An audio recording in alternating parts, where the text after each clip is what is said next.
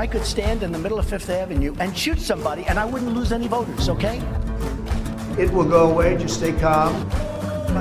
We don't have time to be totally politically correct in this country. They're bringing drugs, they're bringing crime, they're rapists. Will you shut up, man?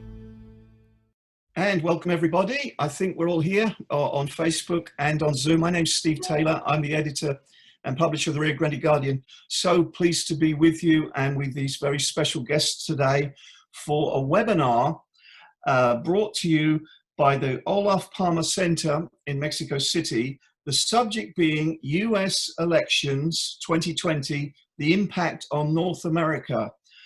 Delighted to have three experts in this field with me. We have Dr. Duncan Wood, Director of the Wilson Center's Mexico Institute. Welcome, Duncan. Good afternoon, everybody, and thank you, Steve.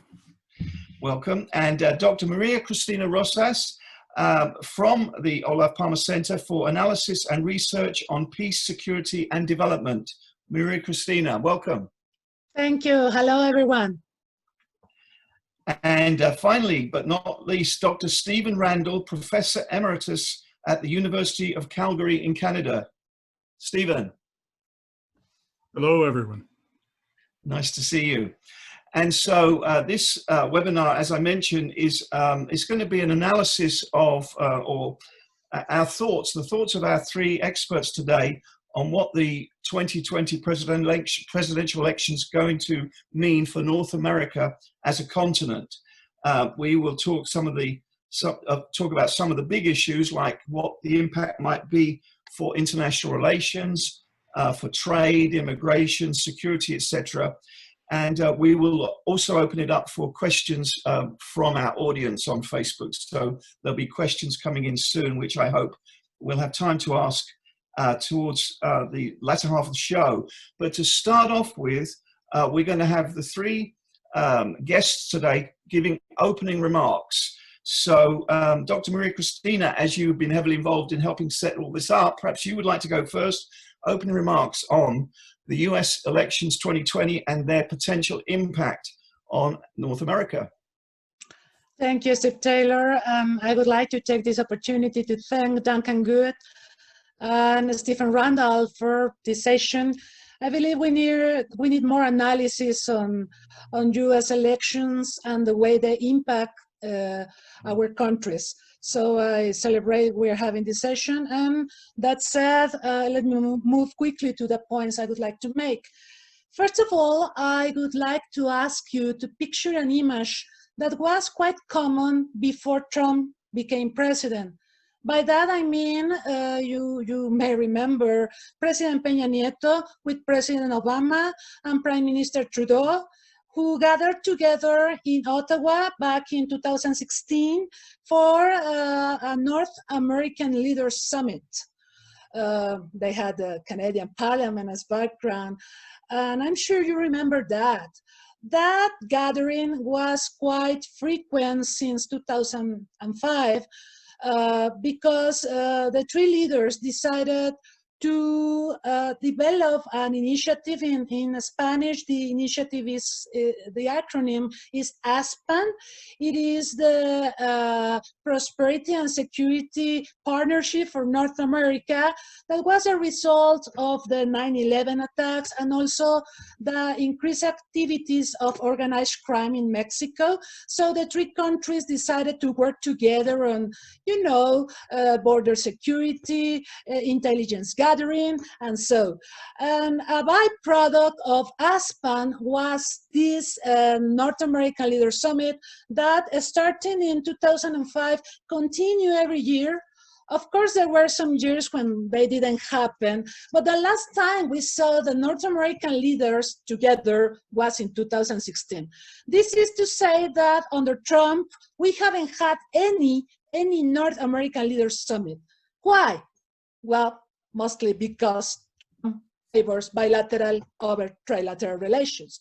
He prefers to talk to Mexico directly, to push Mexico on migration, on trade issues. He prefers to talk to Canada directly, to push him on trade, security issues, etc. And this prevents Mexico and Canada from talking to each other. That said, of course, Mexico under López Obrador has not been very eager to talk to Canada anyway. But I believe that under Biden-Harris administration, we may be seeing again, or we hope there is a revival of these North American summits. Why is this important to me? The development of these summits is relevant because it creates the sense of a North American community. I'm sure you know Mexico has this identity problem. Mexico is a North American country. It's also a Latin American country, a Central American country. But at the end, it is very important to have a framework, a political framework, to discuss issues of common interest with the US and Canada. And I believe this may come back under a Biden-Harris administration, hopefully. Having said that, I would like to move quickly to what I believe are the three pillars of US-Mexican relations. These pillars are security, trade, and migration. Speaking about security, of course, organized crime has become a national security issue in the US, especially because, as I'm sure you know, Mexican criminal organizations have activities and presence in most American cities and counties. Under George W. Bush and the Calderon administration, it was developed an initiative, the so-called Merida Initiative, that started in 2008 without Canada. Canada doesn't participate in this initiative. And this initiative is important because it implies recognition of a shared responsibility approach in dealing with drug trafficking, drug lords, and organized crime. The Merida Initiative provides money to improve combat and human capabilities in Mexico and some Central American countries. The money that was authorized by the US Congress, because this is an initiative that needs to pass the approval of the Congress, the US Congress, the money approved was $2.8 billion during a 10-year period, and that money was almost completely used. That's good news. But with Donald Trump, he doesn't seem to be very enthusiastic about the Merida Initiative, and neither López Obrador, which is, you know, a problem. And they're not enthusiastic for different reasons. Trump, for instance, has not canceled the Merida Initiative, but has reoriented it to combating drug production, improving border interdiction and port security, and combating money laundering. But last September 16, the very day of the Mexican independence anniversary, Donald Trump warned Mexico about Mexico's crackdown on drug trafficking. So if he's reelected, he may be pushing harder on the issue. Under a Biden-Harris government, the urge to chase cartels and to stop drug trafficking into the US may increase. You may remember Kamala Harris as prosecutor. She chased several Mexican cartels operating in California. And also there's been a lot of talk within the Democrat environment about legalization of marijuana consumption. That may become an issue, although Democrats seem at this point to have put a halt on that. Drugs consumption is a major public health concern in the US. Life expectancy in the US, this is shocking to some, has decreased in 2016-2017 due to drug overdose involving synthetic opioids and methamphetamines. And there's a lot of pressure by Americans to fight this, and both Trump and Biden may have to deal with this, and hopefully they can design better approaches to this problem. Now, speaking about trade, you may remember that Trump changed the perception of threats to national security. For him, trade and migration are major concerns in terms of national security.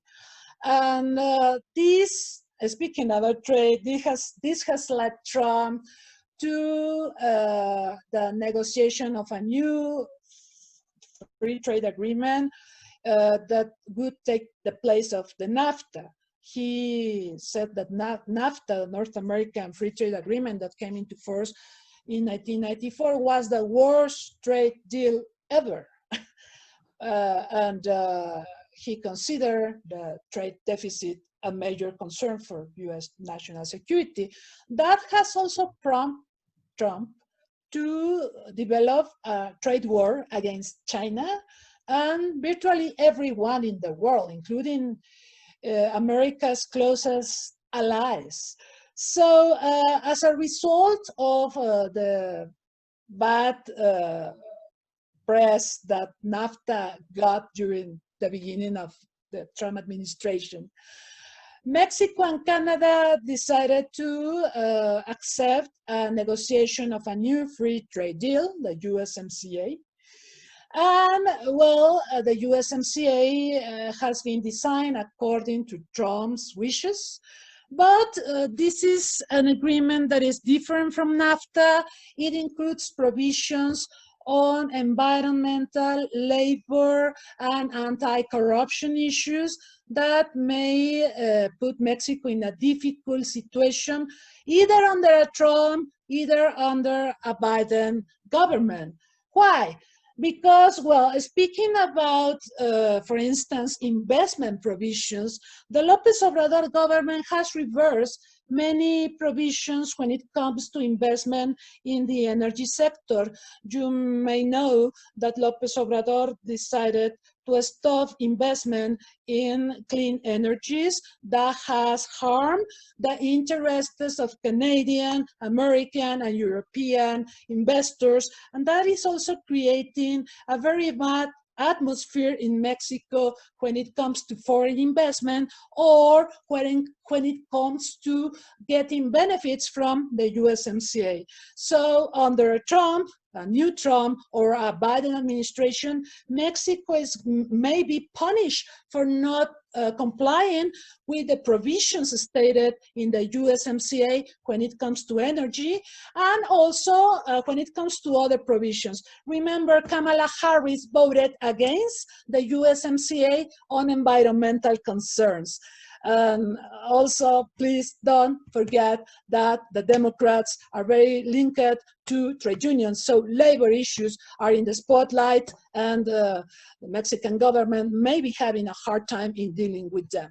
And finally, speaking about migration, well, migration is a big issue. Migration is considered by Trump another national security threat, and as you know, President Trump has pushed Mexico very hard on migration issues. Virtually, Mexico is a third safe country. And well, migration may worsen due to the economic recession we are facing all over the world. And of course, in Mexico, migration pressures may increase at a time when anti-migration feelings all over the world, and of course in the US, are also increasing due to the economic unrest that the pandemic is creating. So here are my initial arguments, and well, I'm looking forward to hearing to Duncan and Stephen Randall analysis. Thank you. Thank you, Maria Cristina, for that. You brought up a lot of topics there. Hopefully we're going to get time to delve into some of those in more detail as this webinar progresses. I'd like to move along now to Dr. Stephen Randall. Your opening remarks, Dr. Stephen, on the US elections and the impact it may have on North America. Thanks very much. I'd like to go a little more broadly than just the North American environment with some of the comments, at least. I think certainly to look at this from a Canadian perspective, not just a North American one, Canada has traditionally had and still has only one major priority, and that is to ensure continued access to the American market. 3/4 of Canadian export trade is with the United States. Canada exports more to the United States than the United Kingdom, Japan, and China combined. And protecting that market, and you know, Maria Cristina and everybody else on the panel well aware of this, that protecting that market access has been the critical objective from the US-Canada Free Trade Agreement in the 1980s through the negotiation of NAFTA, and of course into the most recent US-Mexico-Canada trade agreement. So market access has been absolutely critical. And I don't think there is any question that it doesn't matter whether Trump or Biden, Republicans or Democrats are in power. The trade issues that have arisen that relate to softwood lumber, to steel, and to aluminum are going to be there regardless of which party is actually in power. The second point that I'd want to make, I think of a very general nature, is that Canadians are very anxious to see multilateralism return to a respectable focus on the part of any US administration. As a second ranking power, Canada has always committed to multilateralism, and hence it likes the North American environment where all three countries are working together, and was very concerned, of course, when Trump engaged in a kind of divide and conquer, trying to negotiate with the Mexicans, yes, putting Canada aside, etc. And as we know, Trudeau didn't even attend the meeting in Washington with López Obrador and Trump. So there were some divisions there, which I think are very unhealthy for the North American environment. But on the multilateralism, I mean, Canada would like to see the United States make a much more significant rhetorical as well as ongoing financial support to NATO, the World Trade Organization, to the World Health Organization, to the United Nations, and so on down the line. I mean, these are fundamental issues in Canadian approach to foreign policy. Canadian policy is premised not only on multilateralism, but on the rule of law. And we have seen that disintegrate during the Trump administration. So there's not much question where Canadians would stand on the difference between Trump and the Democratic Party and Biden on general foreign policy issues. In terms of much more specific questions, of course, energy and the environment are clearly two of the issues that I think will affect the entire North American region. And there are regional differences within Canada about the preference for Republican versus Democrats. If you ask most of the country, which they prefer, it's clearly Biden and the Democrats, but in the province where I happen, for better or worse, to live, and it's the province of Alberta, which is a major exporter of oil in various forms and of natural gas, there's concern that that the Biden administration, would continue to oppose the XL pipeline, which is held up in the courts, opposed strongly by environmentalists, both in the United States and in Canada. And that there would be a much less favorable energy policy in the United States in terms of Alberta and perhaps Saskatchewan as well. But those are specific issues, and they relate really to one province.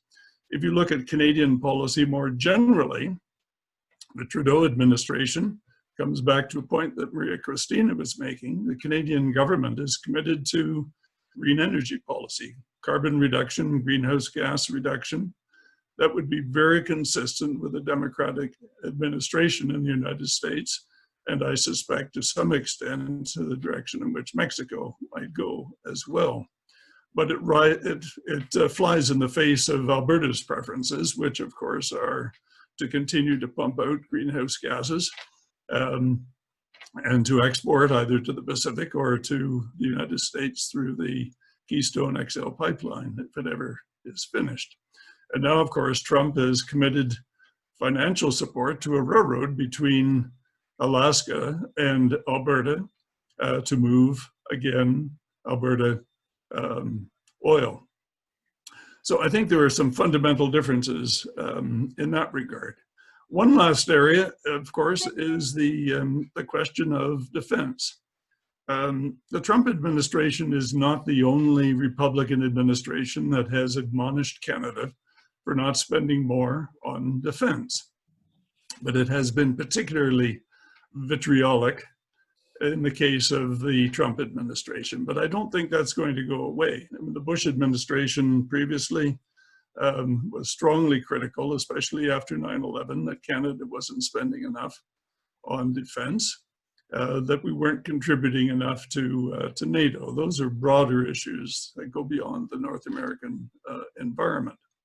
But the integration, the defense integration, security integration of Canada and the United States is so close, it really doesn't matter which party is in power.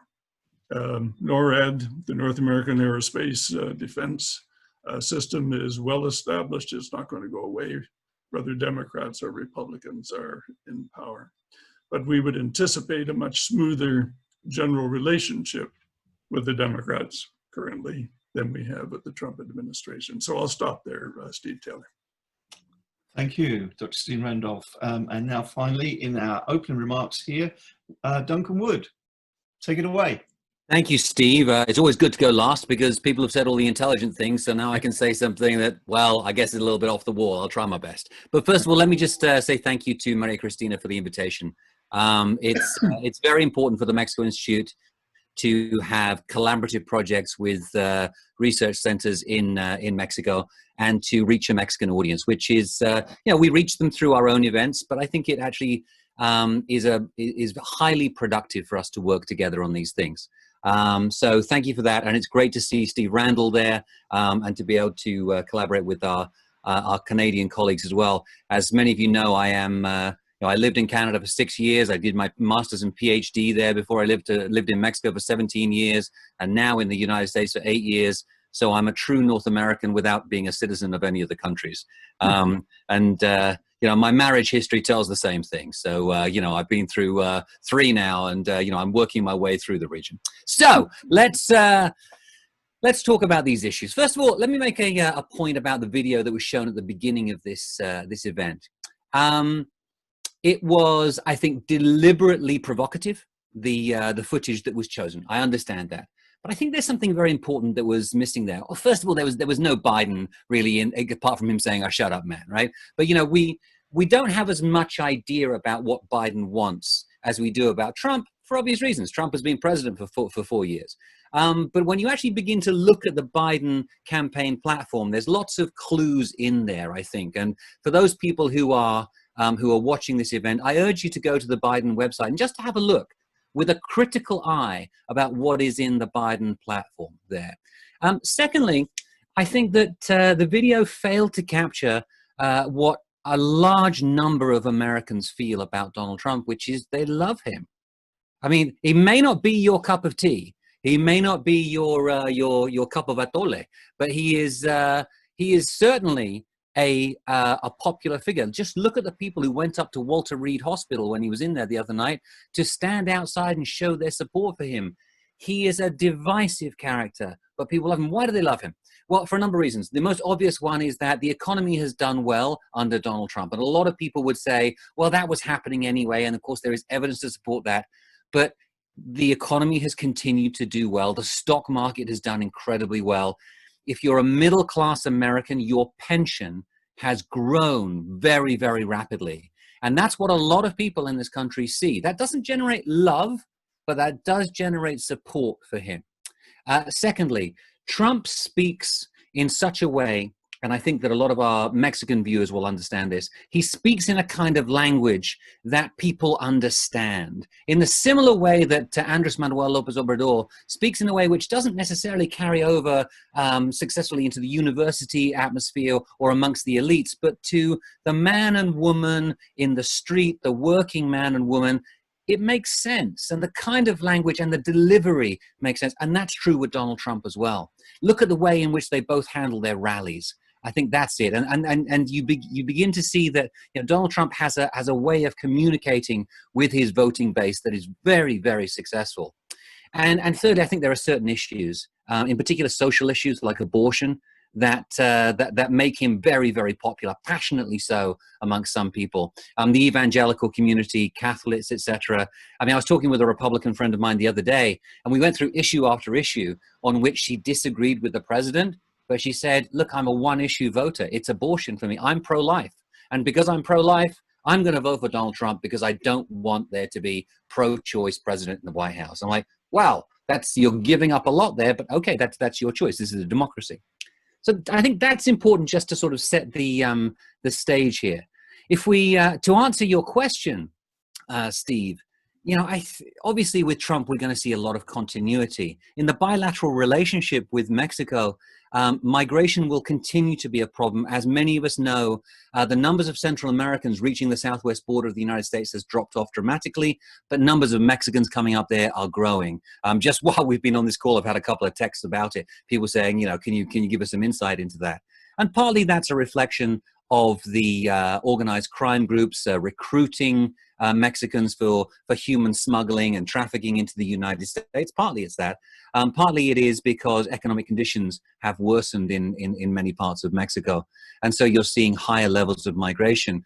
And, you know, whereas we were seeing, you know, more Central Americans than Mexicans being captured at the southwest border, the latest figures have it at around 70% of those people who are picked up are Mexican now. That's a big, big jump now in recent months. So migration will continue to be, I think, the center, the core of the bilateral relationship between the United States and United States and Mexico under a Trump administration. And I think that Andrés Manuel López Obrador has been willing to go along with that. He's recognized quite intelligently, in my opinion, how important the migration issue is to Trump and to his voters, because that's what Trump promised really during the campaign. And so the strategy which has been pursued by AMLO and his team in the bilateral relationship is give the Americans what they want on migration, and they'll leave us alone on most other things. And there are exceptions. There's pressure on drugs. There was the pressure, of course, over NAFTA, USMCA, but we got through that. And so largely, it's in order to keep the peace with Washington, AMLO is willing to continue collaborating on migration. And I think that we would continue to see that being the case. But that creates a problem for AMLO, because if there is a change of administration, then obviously migration is no longer going to be the issue with which he can appease his counterpart in the White House. Under Biden, things will be a lot more complex, I think, for AMLO. Under Biden, we will see a very different approach. It's going to be institutional, not personalized. Biden has a long history of working through institutions. Neither Trump nor AMLO are institutionalists. They are very personal politicians. And so it's been a good meeting of minds, if you like. But there's going to be a clash here with a Biden presidency, because Biden is going to want to build institutions in the bilateral relationship, and there will be pressure to do so, diplomatic pressure to do so. USMCA under Biden will obviously be embraced by the administration because it has so many of the things that, in fact, Democrats have wanted for years. And most importantly, those tighter regulations, restrictions on labor.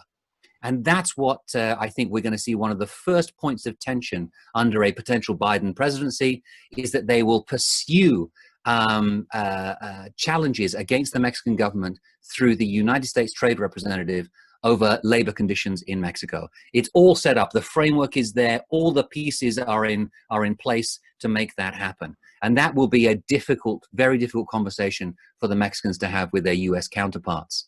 Perhaps the biggest issue, though, for the Biden administration is climate. And we will see a return to the United States as a champion of climate change mitigation. The United States will return to the Paris Accord, and there will be pressure from the Biden administration on Mexico to not only continue to support the Paris Accord, but to begin to take the steps internally, in other words, in energy policy, to show that Mexico is committed to climate change mitigation. One area where I'm pretty certain that Biden and AMLO will have a lot to talk about, because they share this concern, is over corruption. And as many of you know, in USMCA, there is, in one of the chapters, a language which talks about collaboration over corruption and anti-corruption. And from what I learned from the Biden campaign is there will be a focus on anti-corruption measures on a bilateral basis, and presumably on a trilateral basis with Canada as well. You know, let's not forget that Canada is not immune from corruption conversations. So I think that those things will be there. And lastly, nobody has really talked about health so far. Public health is the new issue that we will see globally and, of course, at the regional level. Prior to this pandemic, we had a North American plan for animal and pandemic influenza. It worked very well during the H1N1 crisis. It was perfected after that, and then it was ignored in the current crisis. We need to revisit that. And I predict that sometime in early 2021, under a Biden administration, we will see a focus on an institutional approach to update that collaborative mechanism in North America over how to fight pandemics. And it will include all kinds of issues, not just to do with health and the pharmaceutical industry, but to do with the economy and what counts as an essential industry, as an essential service, and essential personnel, so that they can continue to move back and forth across borders during the next pandemic, because everybody knows there will be another pandemic. And this all leads me just to summarize in the end that Maria Cristina is absolutely right. We will see a return to some form of the North American Leaders Summits. That's something which I think a lot of us in the world of academia and think tanks will welcome, because it provides us with a focal point. Whether or not they are used to their full potential is another question, but we will see, as I said earlier on, a more institutionalized approach to both bilateral and trilateral relations. Thank you, Duncan. Before we go any further, I'd like to invite the audience on Facebook to submit questions to us, and we'll endeavour to get those to the three guest speakers here today. As we move away from those opening remarks, I'd like to start now with Dr. Stephen Randall and ask you, Stephen, when we're thinking of international relations, with regard to this election, do you see anything different in another 4 years of Donald Trump with relations between the US and Canada, or will there be something different? And what might that international relationship be with Canada, the US and Canada, if there's a Biden administration? Well, I think that to take the Trump side, first of all, I think there's, well, let's take energy, not just general foreign policy, but in the area of energy, Trump is a deregulator. He supports fracking. He supports coal. He supports he supports the oil and gas industry. Albertans in the energy sector would love him for all of those reasons. Makes me uncomfortable. But, if you scratch the average person who's currently unemployed in the energy sector in Alberta, they have a very different perspective than I do about the environment and the energy sector. That's one. More broadly, I think we would continue to see unpredictability in trade policy from a Trump administration. And neither politics nor business likes unpredictability. I mean, 1 minute we have aluminum tariffs being slapped on, steel tariffs being slapped on. They're used as carrots and sticks in many respects. And the lack of predictability in trade policy, which we've seen with Trump, has been a very unfortunate dimension. And I don't see any reason why that would change. I mean, that's the nature of his personality. That's how he does deals, if you wish. With Biden, I think we would have a much higher level of predictability.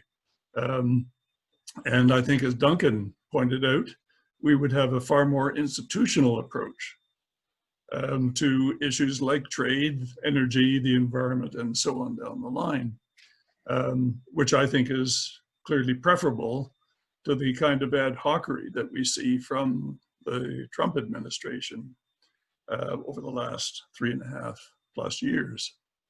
But, you know, I think there are regional differences in Canada in terms of the views.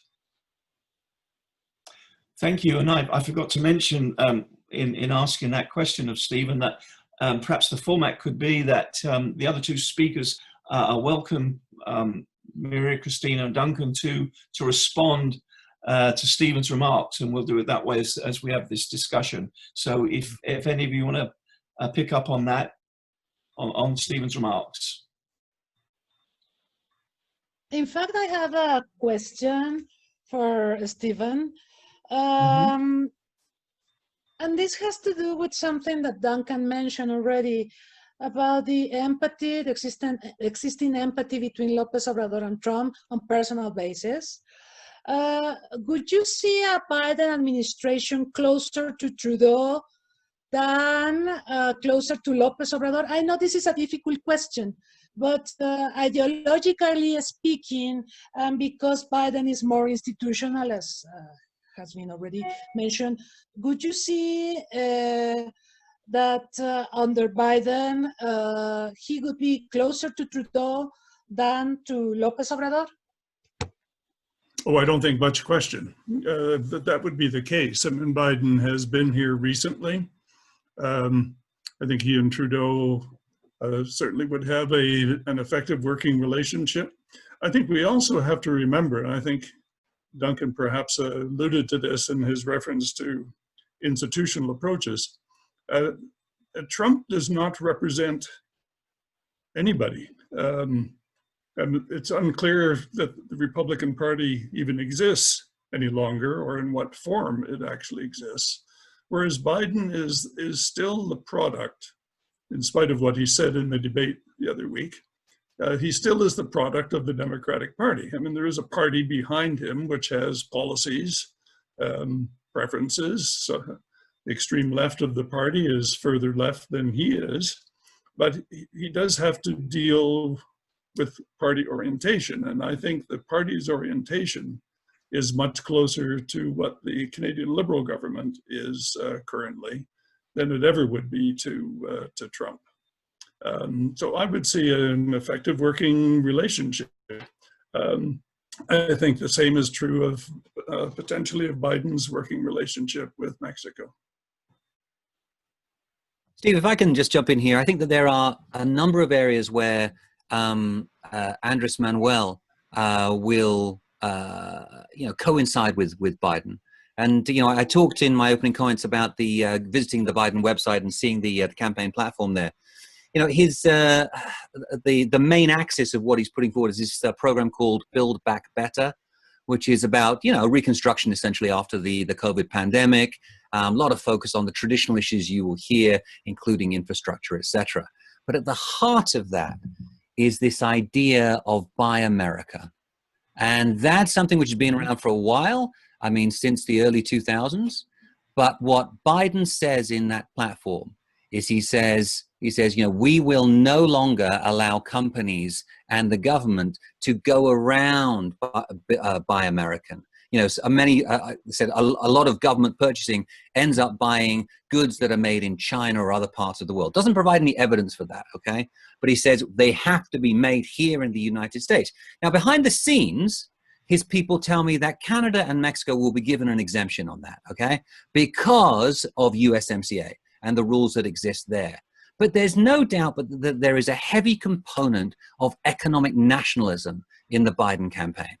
And that's something that he shares with Andrés Manuel López Obrador. You know, I mean, here in the United States, of course, we have this debate all the time. Is Andrés Manuel a leftist? Is he a populist? And I say, look, the best way to describe him, I would say, is actually as a nationalist. I mean, he's a nationalist. He wants things made here in Mexico. He wants the Mexican state-owned oil company to be great again, make Pemex great again. He wants their CFE to the utility to be strong again. It's all about that idea of Mexican nationalism, I think. Even his focus on Mexican history is really about that. It's about engendering pride in Mexico. And there I think we will see some kind of meeting of minds with a potential Biden presidency. And in the case of Trudeau, I mean, Trudeau is, of course, like any Canadian leader, he's patriotic. I mean, he's proud of the symbols, but you wouldn't say that he was on the same level as some of the recent conservative leaders that we've seen in Canada in terms of strident nationalism that's out there. And certainly I would say that, that's been, one of the issues that has separated him out from both AMLO and from Trump over the past couple of years. Thank you for that. Could I say something Please, about that? please. Because I believe this is of critical importance due to the USMCA. Now, I was checking some figures. The US is having a record trade deficit of $63.5 billion. That has to do mostly to the fact that Trump government has provided an extensive stimulus package that bolstered consumer spending, imports during the crisis, and also is a shift of consumer spending from domestic services, for instance, restaurants, bars, movie theaters, because they're closed due to the pandemic. And now there is a larger share of imports in total consumer spending. So this binational and this economic nationalism may be challenging the USMCA. And also this destroys some of the arguments of Trump. Make America great again. Try to diminish the trade deficit. The trade deficit has in fact grown enormously. So. Let me, can I just add, I want to pick up on Duncan's point, if I might. Mm-hmm. He's absolutely right, Duncan's absolutely right about the Democratic Party nationalism, and it's not just Biden, it's the party itself. I mean, we have to remember that without the Democratic Party, Clinton would never have gotten the North American Free Trade Agreement through Congress. It was supported by Republicans, not by Democrats. I think there will be exemptions, as Duncan pointed out, in terms of the Buy America program. But the issue of nationalism on procurement policy, for example, is a big challenge potentially. But we're going to see continued high levels of cross-border trade. That just can't be undermined. And the bottom line is, regardless of who's in power, it's the professionals, not the politicians, who run the day-to-day business among the three countries, and that's probably all to the good.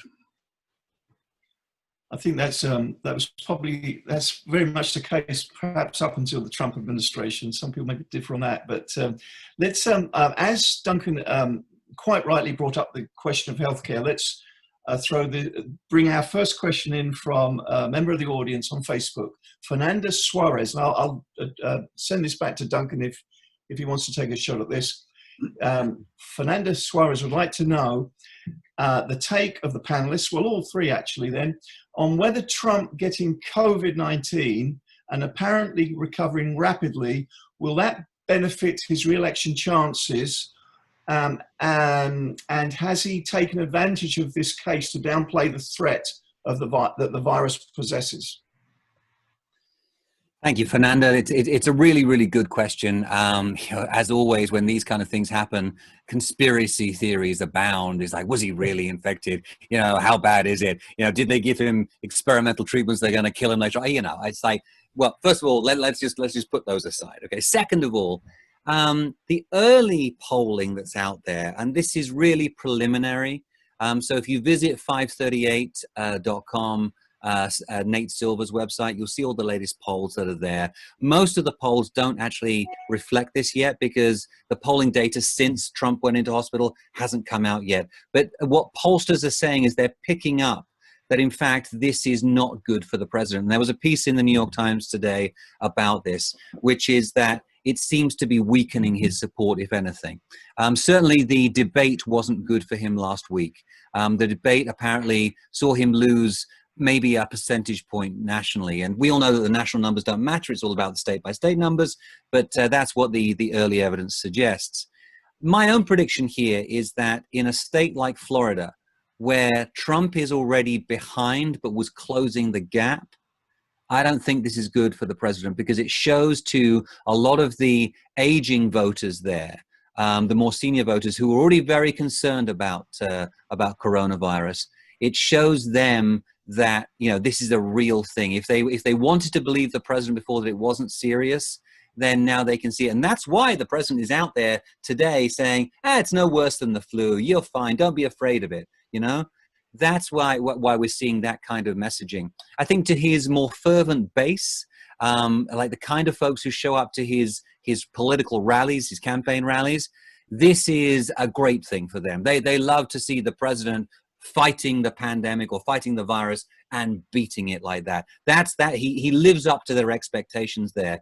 And, you know, it's very macho in that sense. And just a little aside here, remember that in 2016, you know, about 1/3 or slightly less, around 30% of Latino voters in the United States voted for Trump.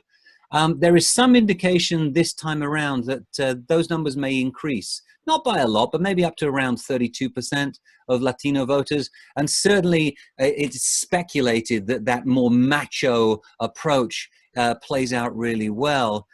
With other voters, it's less than macho, but it's the fact that Trump is high energy. And this was the big fear, I think, with him getting COVID. You know, as most of you, I'm sure, know, one of the most important enduring symptoms of COVID, you know, lasting months into the illness, is that you are fatigued, you lack energy. And that would not play out well in the second and third debates if they take place, if Trump didn't appear to be as energetic, because that's one of the things that he has over Biden, is he comes across as being, you know, in some ways, you know, a decade or more younger than Biden, even though he's only a couple of years younger, because he has those high energy levels. And there was another part of the question from Fernanda about, has he missed an opportunity to change the narrative? Yeah, and there was a very nice piece, I think, today in the New York Times about this, which is that apparently some of his advisors were saying to him, look, you've got COVID, now's your chance to show an empathetic side. And I was asked this question earlier on this week, and you know, my answer was, look, Trump is Trump. He can't change. He's not going to suddenly become empathetic because he got COVID. He's going to be exactly who he is, which is to say, look at my immune system. It's the best in the world. The doctors told me it's tremendous. They've never seen anything like it, et cetera, et cetera. That's who Trump is. And that's that authenticity with Trump. The fact that he's not faking it, you know, that's what makes him so appealing to a lot of voters. Okay. Yeah, I would agree with Duncan, except for the fact that I don't think him having COVID, nor his most unfortunate attitude toward what it meant, which has resulted in very negative reaction. I don't think it'll move the polls one iota. I mean, his base is very strong. Sorry. No, I just wanted to comment on this. I believe the fact that Trump left the hospital so soon is because he realizes this hasn't been good for his campaign. And his numbers, well, we still need more information, but this may be of critical importance at this point. We are only 3 weeks ahead the elections, so before the elections. And there's another issue that has been addressed by different constituencies within the Democrats. The fact that during the debate of last week on Tuesday, Trump had the virus and he may have give Biden the coronavirus. So that's also of concern. Of course, Biden does not have the virus, but that could have happened, and that's not either good for Trump. Okay, let's move on to the issue of trade, and I'll stick with you, Maria Cristina, if you can take this question. Has the issue of trade now been settled with the passage of the USMCA?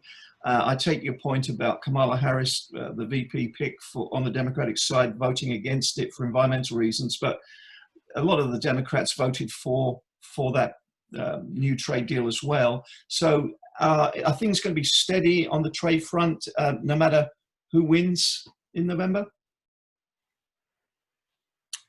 Well, as I said, to me and to the experts, the USMCA is a more complex agreement as opposed to NAFTA. It includes provisions on issues not previously considered under NAFTA, such as corruption, and also environmental and labor issues were included in NAFTA, but as side agreements, not as part of the agreement itself. So I believe this USMCA will be heavily scrutinized by Americans and Canadians. And I see many problems in Mexico in complying with the provisions of this agreement, both in labor issues and environmental issues. It's been already mentioned. The fact that the U.S. Embassy will be having experts, American experts on labor issues that will be checking how is Mexico doing at trade unions and such. That is going to be tough for Mexico. And also the environmental issue, I think it's of critical importance because Mexico doesn't seem willing under López Obrador to comply with, carbon emission reductions and to comply with the energy reform that was approved prior to the arrival of López Obrador. So that's going to create a lot of problems for Mexico. And that may impact also foreign investment into Mexico. Foreign investors want security. And the fact that López Obrador is somehow affecting property rights, that is not good for Mexico. That is not good to attracting foreign investment. Stephen. I think regardless of who's in power, I mean, in the case of Trump on trade, even with the trilateral agreement, there will always be pot shots taken by the Trump administration. I mean, the trade negotiators are going to deal with the softwood lumber issue. They're going to deal with steel and aluminum on an ad hoc basis. Those problems are going to continue to be there.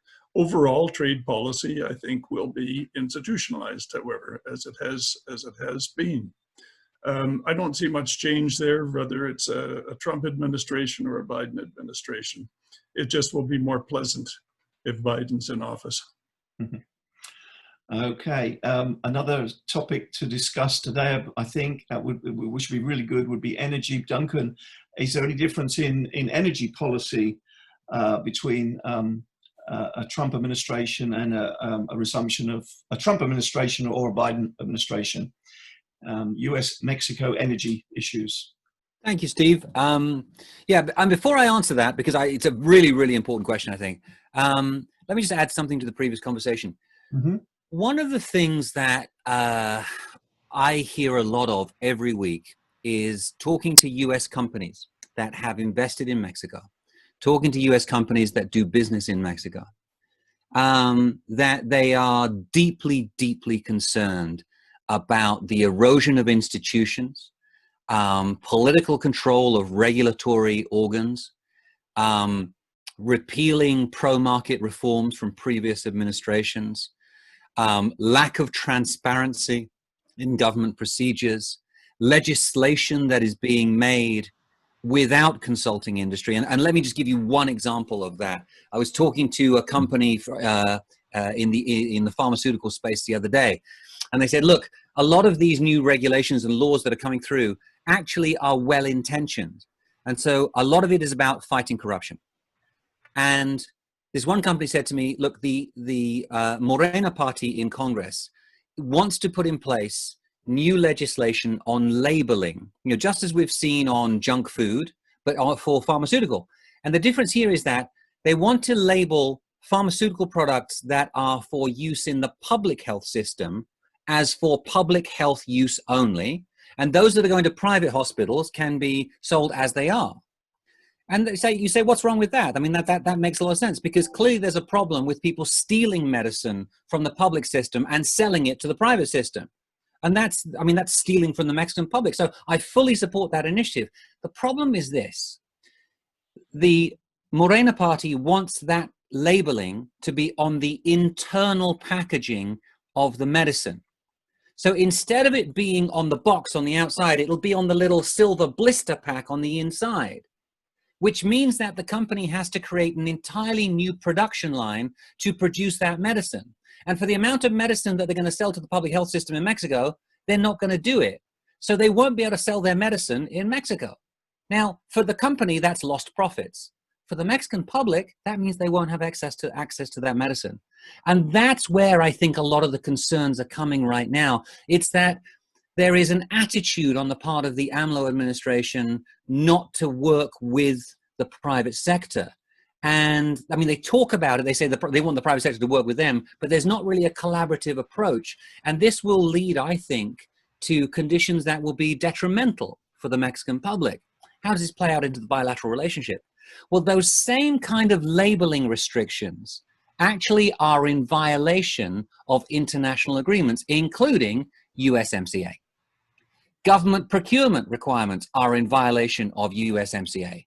And so all of these companies that come to me and they talk about their complaints, they're going to USTR, the United States Trade Representative, and they're saying, we need you to defend us down in Mexico City. And that's what's going to happen no matter who wins, Biden or Trump. We will see actions by USTR.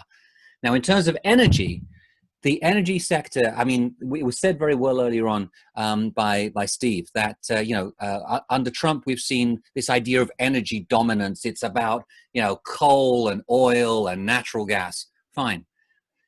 The oil and natural gas side of things is not going to go away under a Biden administration, but there will be a lot more emphasis on renewable energy.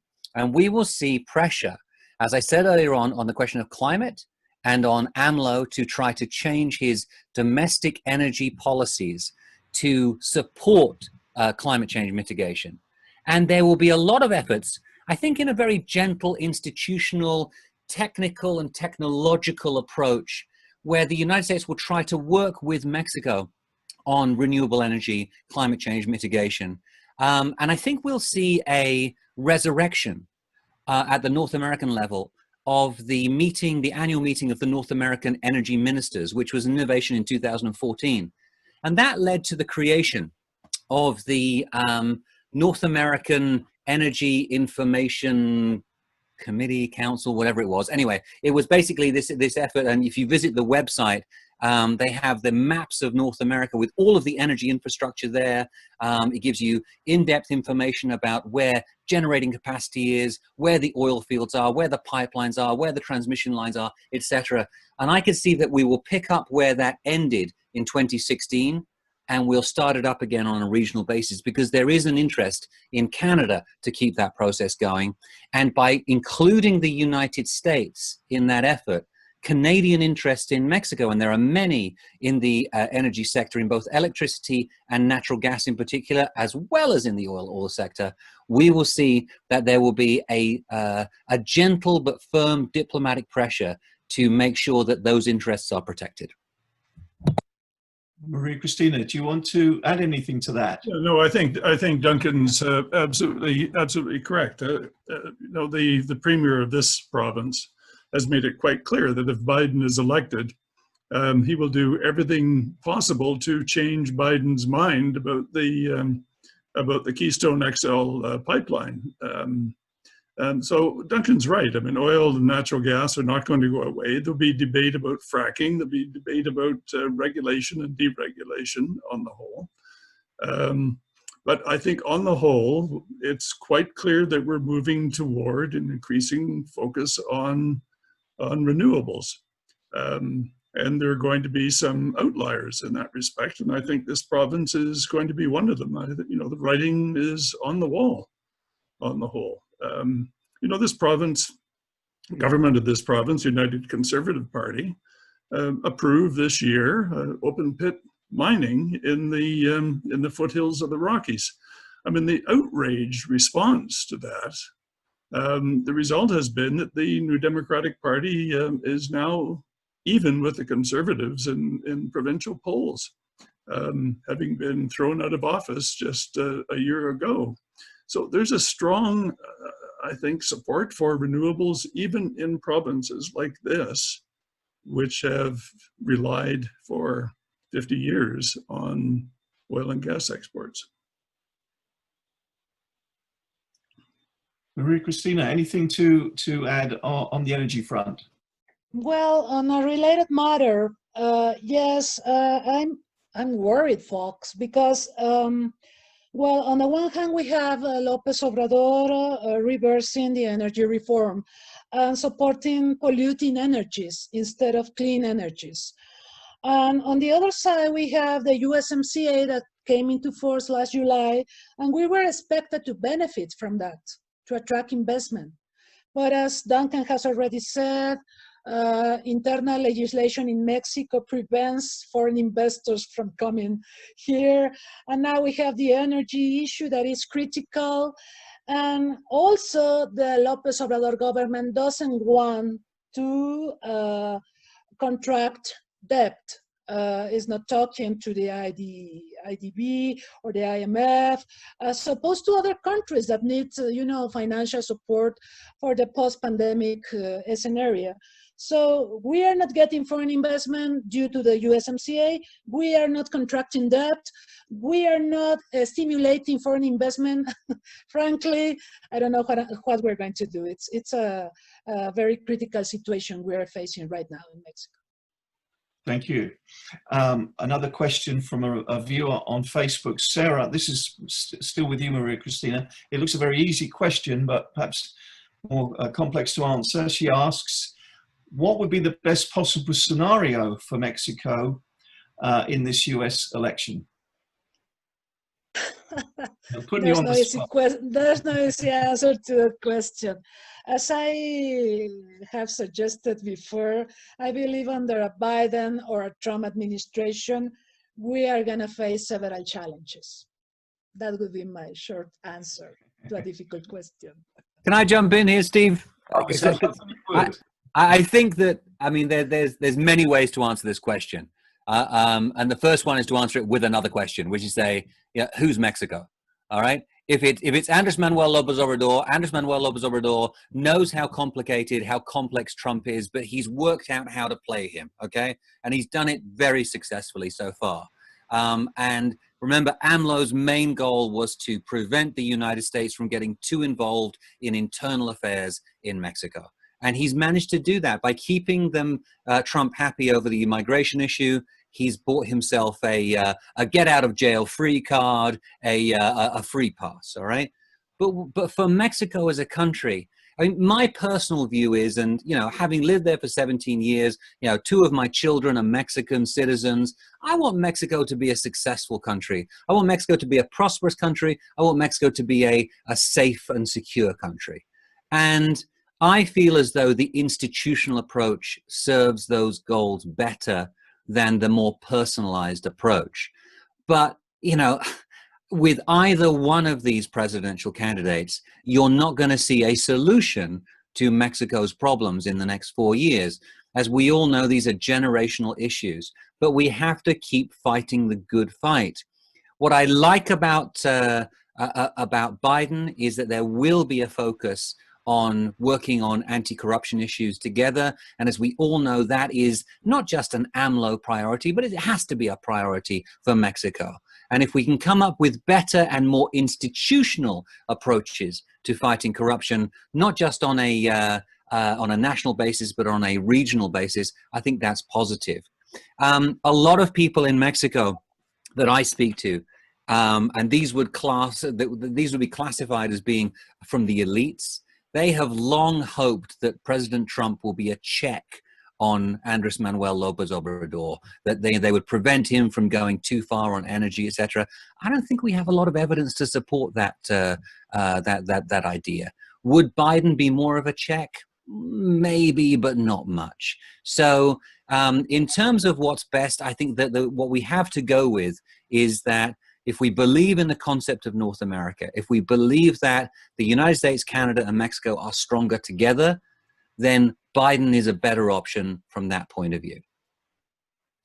Stephen, Sarah on Facebook has a second question. What's the biggest difference between Biden and Trump with regard to their agenda for their relationship with the European Union? Well, I think that's a very large question, would require a very lengthy answer, I think, on the whole. It's not just the European Union. I think it's the entire multilateral relationship. I mean, Trump has so badly undermined relations with individual European countries, with individual European leaders, as well as with the European Union, with NATO. I don't think there's anywhere to go except up now in terms of the US relationship with the rest of the world. Is not just with the European Union, which has its own problems.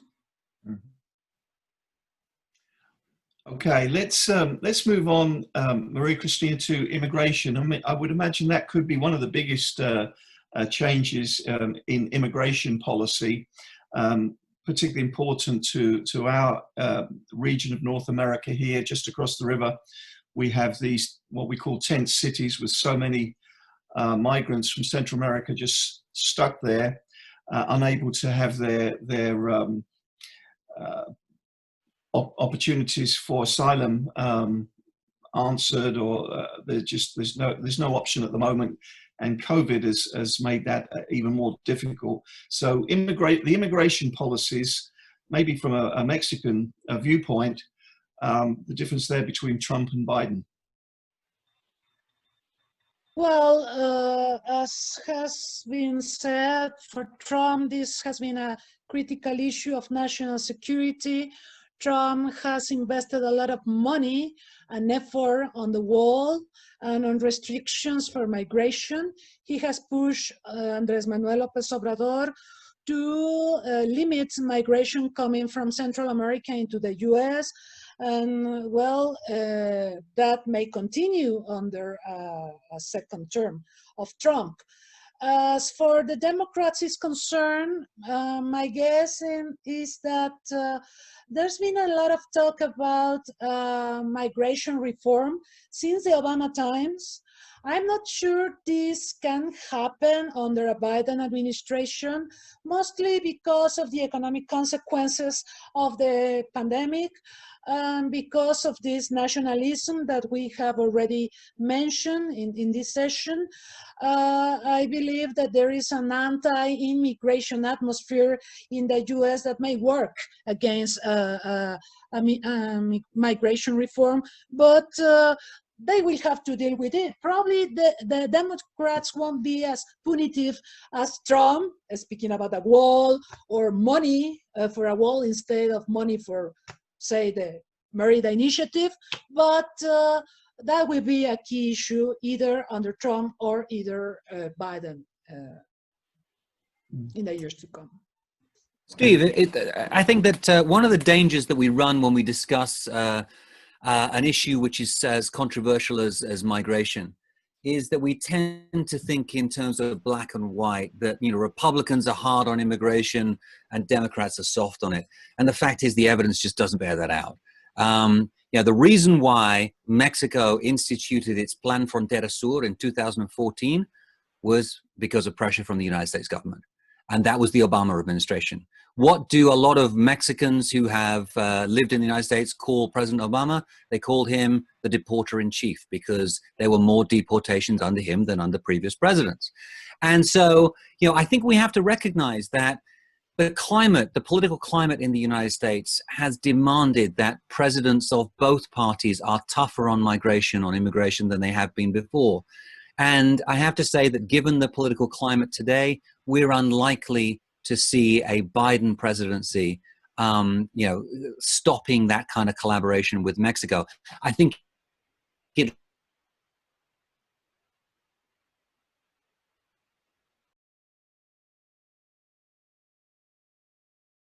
be much Cristina just suggested, you know, it was really about working with the Mexicans to say, you got to do something about your southern border because there's nothing there. And you need to put in place some infrastructure, some protocols, and we're willing to help you.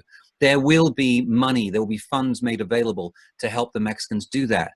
And I think that there will be a message from the American administration to say to the Mexican government, keep doing what you're doing in stopping Central Americans from coming through. And that was part of the plan under Obama anyway. It's just it wasn't nearly as aggressive as we've seen. But now you've got there, it's tough to move back, because if you move back, you're soft on immigration.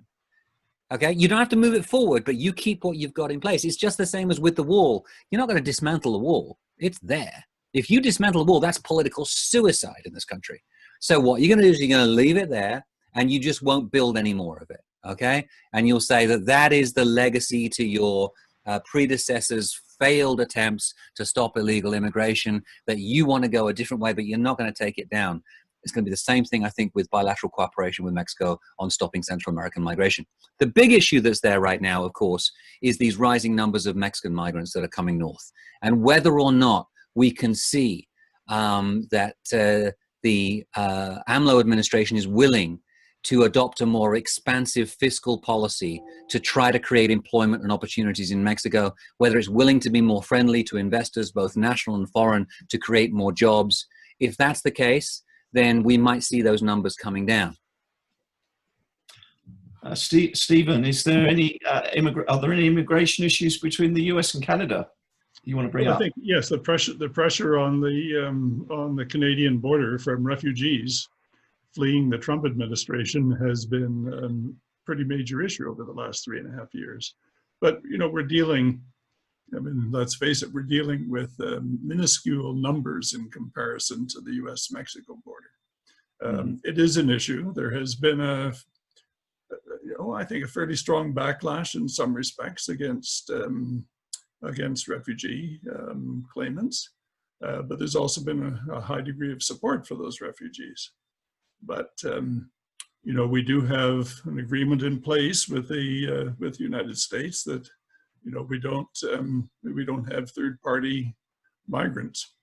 In other words, you can't claim refugee status in Canada if you have not done so elsewhere. So it's an issue, but it's nothing in comparison with the Mexico-US relationship. But Steve, if I can, there's an interesting opportunity here, I think. Seeing as Steve just mentioned refugee status, I mean, that's an interesting issue that now we could have an opportunity in North America for some kind of, not harmonization, but at the very least coordination of how we define a refugee. Because it's a very, very important issue. Do economic conditions apply? Can you be an economic refugee? Does it have to be something to do with human rights or civil rights or basic, personal safety? What does it involve? And I think that would be a very fruitful conversation for the three leaders to have. It would need to be led, I think, by Canada and the United States. But it would be very difficult for Andrés Manuel to say no to that conversation, because his entire rhetoric, not the practice, but the rhetoric has been, people are welcome here, come and stay here, etc. And so that could be something where I could see that Mexico, the United States, and Canada working together could actually provide some leadership beyond the region as well, because these are very, very important conversations at the global level as well. Agreed. Thank you. And again, this question would be of great interest to our viewers here on the border, the Rio Grande Guardians viewers, and that is our international bridges currently closed to non-essential traffic as a result of COVID. A measure that we should point out that's supported both in the US federal government and the Mexican government, both sides saying they just do not want to increase the chances of the spread of COVID. But what are you hearing, Duncan, and then Cristina as well? What are you hearing about any chance of the two governments sort of relaxing those issues, particularly with the holiday season coming up? Could that happen before the election or after the election? So right now, we're on this revolving sort of 30-day or monthly renewal. and there's no sign yet that that's going to end. I suspect that it's going to continue until we have widely available vaccines. That's when we're going to come up against the issue of who's doing a better job of controlling the virus. It's worth stopping for a second, though, and talking about the partial border closure, because remember that this was a Canadian initiative. Canada has a long history of anticipating, preempting US actions. They did it after 9/11 by looking at a sort of a smart borders approach. And they did it again here by saying to the United States, look, we're worried about the spread of COVID in the United States. We think we need to put in place border restrictions. And the United States said yes. Mexico and the United States followed suit. But perhaps the most impressive thing about it is that, none of us who deal with the border on a regular basis or depend upon it, we don't like border restrictions. But in this case, I would say this was a successful negotiation of partial border closings. It wasn't imposed unilaterally by one side or the other. As you said, Steve, the governments came together and talked about it. And they have managed to keep the border open for sort of essential services and essential products to keep moving. It's been really bad, however, for border communities because of all the cross-border shopping, which hasn't happened. It's been bad for families because families haven't been able to get together in the way they did before. And there have been a lot of mistakes and abuses of the restrictions that we've heard about as well. But overall, as much as I dislike those kind of restrictions, I would say that this is actually a good example for us to refer to, where we saw a negotiated solution to a common problem. The next conversation that we need to have in North America is, all right, so after 9/11, we worked towards trusted traveler programs, Global Entry, Sentry, Nexus, etc. Those kind of programs where travelers would give up their information, their personal data ahead of time in order to have an easier time at the border. It's time for us to think about health passports. It's time for us to think about a 21st century solution to that question. And I was on a call the other day and somebody said, do you remember back in the old days when you had to show your vaccination record before you crossed the border?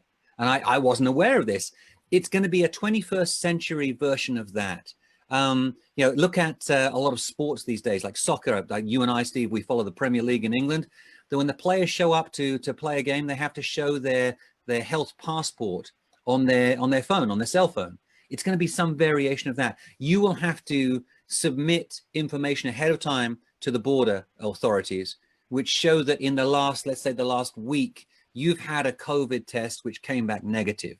And as the technology improves and as the cost of testing goes down and becomes faster, that will become easier and easier to do.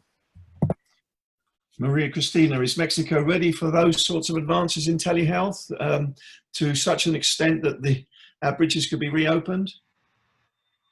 I know there's some pressure in the border communities to reopen, as have been mentioned. Shopping has diminished, and also I see an impact also on health tourism. You know that many Americans and Mexicans cross the border for treatments. Many Americans come into Mexico because they can face cheaper treatments or a better deal when it comes to surgical procedures and such, and also medications.